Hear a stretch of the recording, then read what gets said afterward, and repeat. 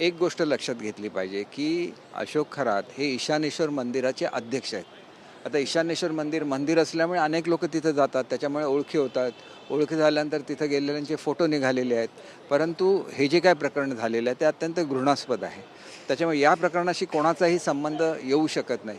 केवळ बरोबर फोटो आहेत म्हणजे यांचा काहीतरी संबंध आहे का, किंवा आमच्यापैकी कोणी पोलीस स्टेशनला फोन केले आहेत का, त्यांना वाचवण्याचा प्रयत्न केलेला आहे, तर असं कोणीच केलेलं नाही आहे.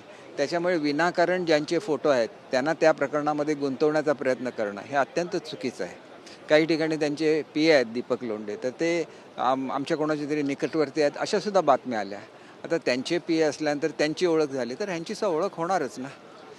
त्याच्यामुळे आपला काहीतरी त्या प्रकरणाशी संबंध आहे असं करून मंत्र्यांची नावं गुंतवण्याचा प्रयत्न करणं हे अत्यंत चुकीचं आहे.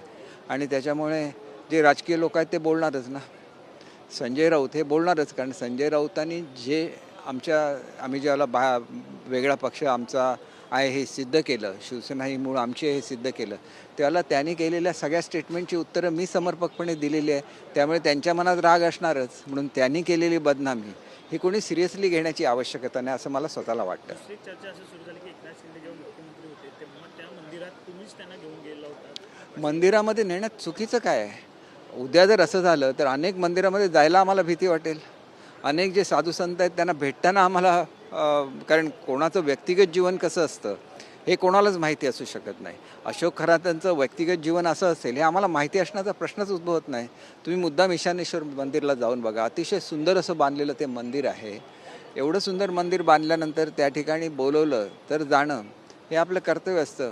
आणि आज जे काय संजय राऊतनी स्टेटमेंट केले आहेत, पूजा वगैरे अशा कोणीच केलेल्या नाही आहेत. एखाद्या मंदिरात जाणं, तिथं देवाला नमस्कार करणं म्हणजे काय चुकीचं आहे का? आणि जर अशा पद्धतीने आपण जर गुंतवायला गेलो तर उद्या आम्हाला अनेक मंदिरामध्ये जाताना भीती वाटायला लागेल, अनेक चांगल्या साधू संतांना भेटताना आम्हाला भीती वाटायला लागेल. अशी परिस्थिती महाराष्ट्रामध्ये निर्माण होता कामा नये. तर हे प्रकरण त्यांच्यापुरतं आणि त्यांच्या व्यक्तिगत याच्यापुरतं मर्यादित आहे आणि त्याच्यामुळे त्यांना पोलिसांनी अटक केलेली आहे. आणि कायदा आहे, कायद्याने त्यांना योग्य ती शिक्षासुद्धा होईल. आणि त्याच्यामुळे इतरांची नावं त्याच्यामध्ये गुंतवण्याचा प्रयत्न करणं हा केवळ राजकीय डाव आहे, त्याला कोणी बळी पडू नये.